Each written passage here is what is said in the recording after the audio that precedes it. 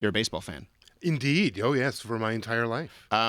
What were your thoughts last night when Cleveland advanced to play Toronto in the American League Championship Series? My first thoughts were, that this was going to result in yet another conversation with my kids, and I guess you now it turns out, but mostly with my kids because of course my kids are heavily into the Blue Jays, at least when it's the playoffs. Yes. They're heavily into it, and this will now require a further explanation. We've had to talk about the Redskins before. Mm-hmm. I don't think we've actually addressed Cleveland specifically. So it made me wonder, just how long we're going to have to continue to have these conversations in this day and age. What do you say to your kids about a team that has a name that you find offensive, that has a logo that you, and not just you, many people find offensive? What do you say to your kids? So I try to provide, some context and some measure of empathy in it. It's, because I described that this is a logo that's very, very old, to them at least, and that it was made at a time when people thought they were honoring us, but that really wasn't the case, and that, Indian is not really a word we use here in Canada very much. It's still, First Nations will still use it in the States for sure. That's one of the sort of divisions or one of the differences between that. But, we'll talk it through.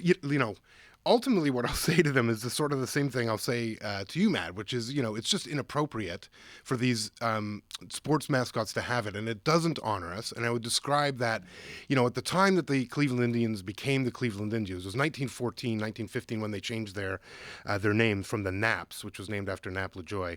And of course, in 1914, what was happening in both Canada and the U.S. was that the governments were engaged in assimilationist and removal policies. So they relocation policies. So they were, this was during the height of the potlatch ban in Canada. So for people that don't remember, in the 1880, Indigenous ceremonies all across the country were banned.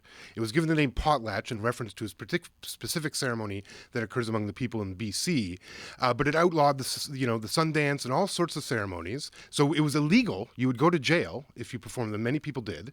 I was also at the height of, relocation. So they were relocating communities off their land all over Turtle Island.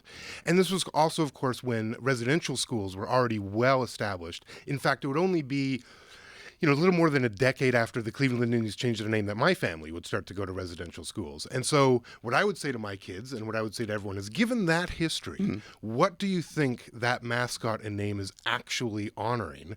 Because I'm not sure it's honoring what everyone now believes it is, because it's certainly not honoring us or that legacy. Where are we as a society in terms of the conversation around mascots? I mean, the Not My Mascot or Not Your Mascot movement is huge here in the United States, and around the football team in Washington, around the baseball team in Atlanta. Yep.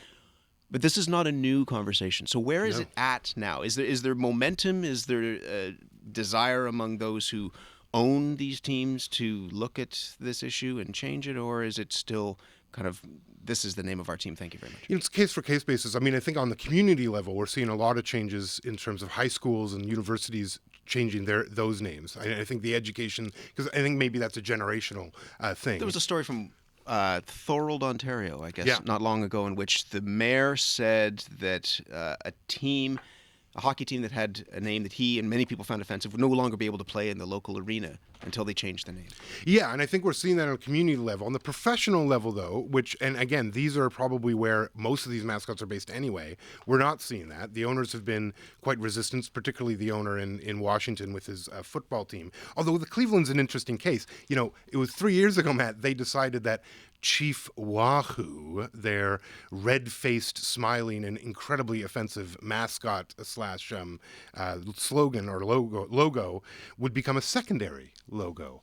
I would suggest that's because they know that their name and their mascot is utterly inappropriate and racist, but they can't yet change it. And I would, here's what I would love to see, because I think the debate is getting, Dave Bedini, a good friend of mine, has got a campaign going, hashtag saying just Cleveland, not Indians. And I think what we have to do now is de-incentivize and take away the financial incentive for these logos to persist. So you just don't use the name? Say Cleveland and Washington. I would urge all media to do this because it really does not change your reporting at all. All it does is remove remove a contentious issue from your reporting system. Scott Regehr just said he's going to do that. And I think that's what we should do. And I think increasingly those logos will be meaningless. And we should also encourage the teams to remember that they change logos all the time to sell shirts anyway. What a great opportunity it would be, not just to have a learning moment, but to make some money, because we all know that's what you really care about, and change your logo and sell your fans a whole bunch of new uniforms with a mascot that's based on a bird, like in grand baseball tradition.